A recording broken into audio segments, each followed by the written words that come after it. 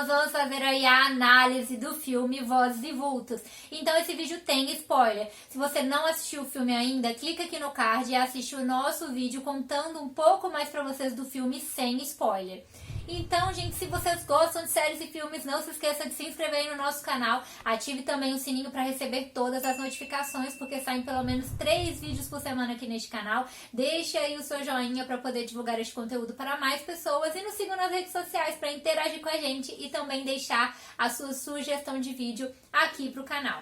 A trama acompanha a Catherine. Ela conhece o seu marido George na faculdade, aonde eles ficam juntos, então ela engravida e se casa com ele. E ela vem a contar isso, né, depois que ela tinha dúvida se queria ter a criança, tinha dúvida sobre tudo aquilo que ela estava vivendo, mas como uma boa católica, ela, né, seguiu o padrão e acabou tendo a filha, entrou no casamento, só que ela nunca encontrou felicidade nesse relacionamento. No início eles tinham ali um relacionamento conturbado no casamento por conta da filha, mas depois isso prosseguiu e ela fica ali naquela luta constante, tentando, né, arrumar este relacionamento, tentando fazer as coisas darem certo de uma certa forma, e isso afeta ela muito psicologicamente. E os anos de problemas conjugais afetam ela e a gente consegue notar ali que ela tem um transtorno alimentar, né? Ela sofre disso bastante, é bem retratado. Além também de mostrar que ela estava bebendo bastante, né?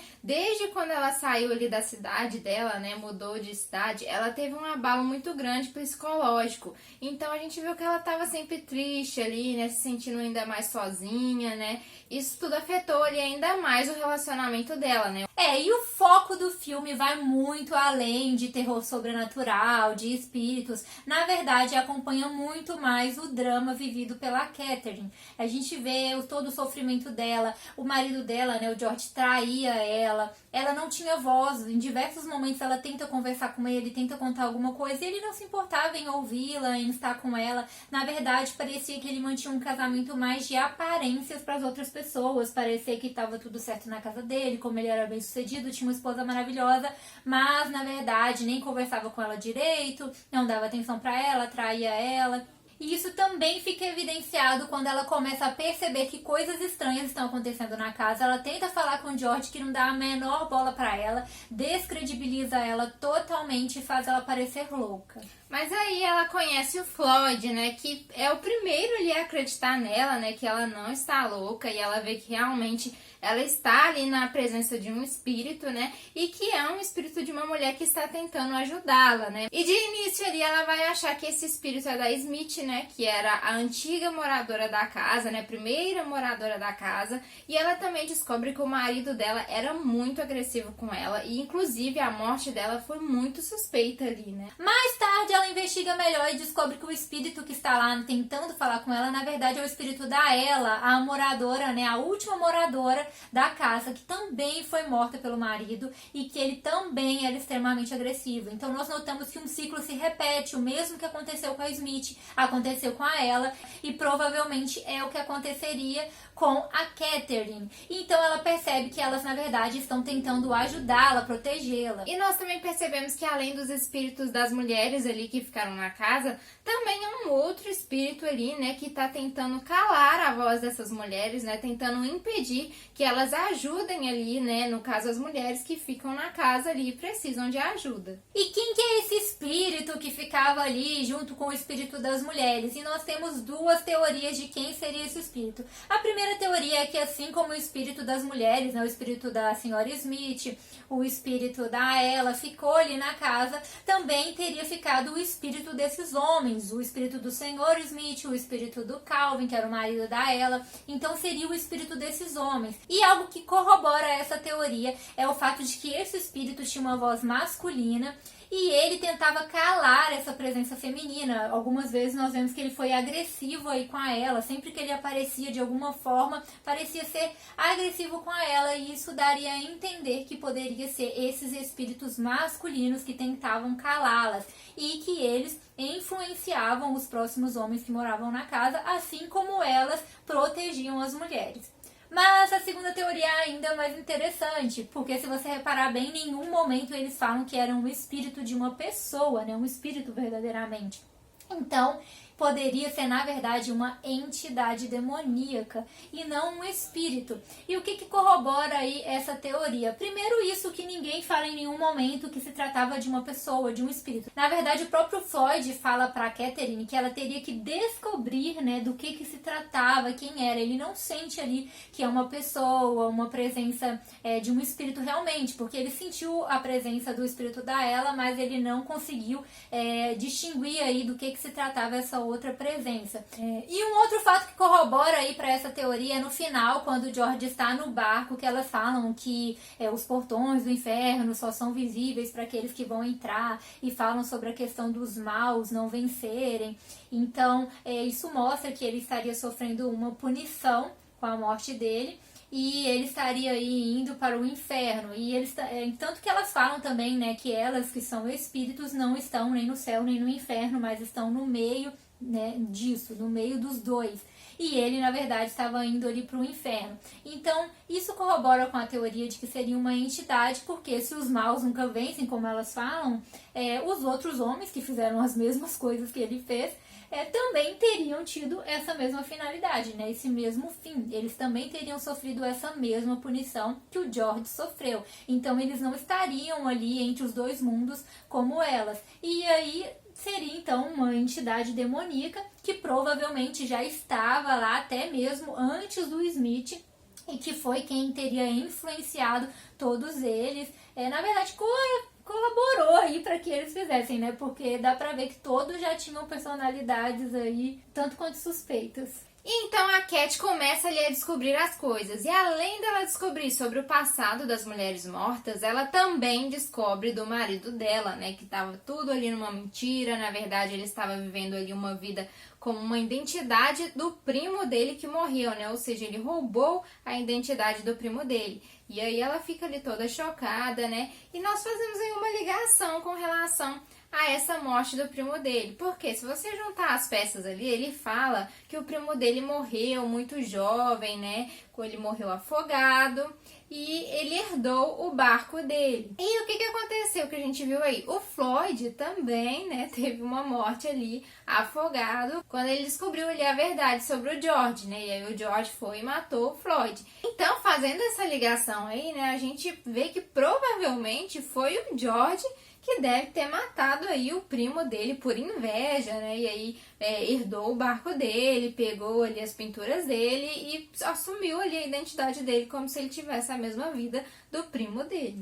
E a gente vê que esse desvio da personalidade dele, a falta de caráter, sempre existiu. Ele mentiu, né, pra Catherine e pra todo mundo, falou que as pinturas eram dele. Depois nós descobrimos que ele também fraudou a carta de recomendação para conseguir a vaga de emprego e estava disposto a eliminar qualquer um que interferisse no caminho dele. Ele mata o Floyd quando ele descobre a verdade sobre a carta de recomendação, e ele também tenta matar a Justine quando percebe que ela já sabe demais e está interferindo demais no seu caminho.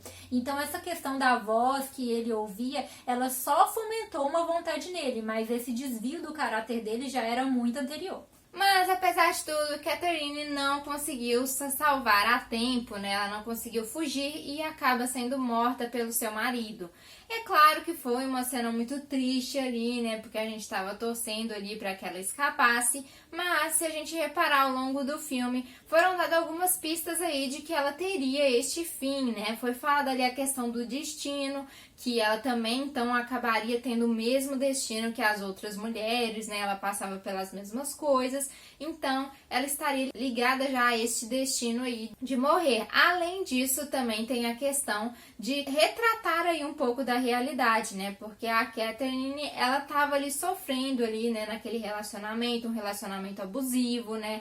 Agressões, né? Tudo esse retratando muito a questão das mulheres, né? Que tem as suas vozes caladas, que elas sofrem agressão, que muitas vezes elas não conseguem fugir a tempo antes que aconteça, né, algo pior ali com elas. Então foi ali um retrato, né, dessa realidade cruel de que muitas mulheres enfrentam aí, né. E como eles estavam em uma cidade pequena, o George iria se safar. Ele armou um plano ali e seria suficiente, já que não haviam provas para a condenação dele. Só que o que ele não esperava é que os espíritos dessas mulheres fossem se unir para ajudar a Justine a acordar. E a Justine sabia de muita coisa, porque ela viu o George molhado. Isso ligava ele à morte do Floyd. Ele tentou matar ela e ela também era amiga da Catherine, então ela provavelmente sabia bastante sobre o relacionamento complicado que eles viviam. Então era prova suficiente para já colocar ele ali, né, como um grande suspeito pelo assassinato da Catherine.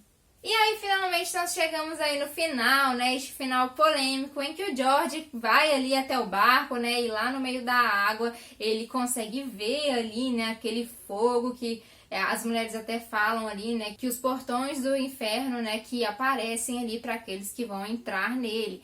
Então ele tem aí esse fim, ele reluta ali, né, no finalzinho, não querendo ir, e aí ocorre aí que foi uma referência, né, aquele fogo ali, né, toda aquela cruz invertida, foi uma referência à pintura do Vale da Sombra da Morte de Innes, que o Floyd tanto falou ali, né, durante o filme, né, que ele era um grande fã, e foi falado bastante aí sobre essa questão das pinturas do livro do Céu e do Inferno, né, e como aquelas pinturas representavam ali durante o filme. E aí fica a questão, por que o George foi pro barco? Ele tinha acabado de saber que a Justine, né, tinha acordado, então ele sabia que ela contaria tudo e que ele seria condenado pelo que ele fez, e ele começa a ouvir aquela voz, e a voz começa a falar pra ele que é tudo culpa, né, delas, e começa a falar na cabeça dele, e aí a voz fala pra ele: confie em seus impulsos, vá.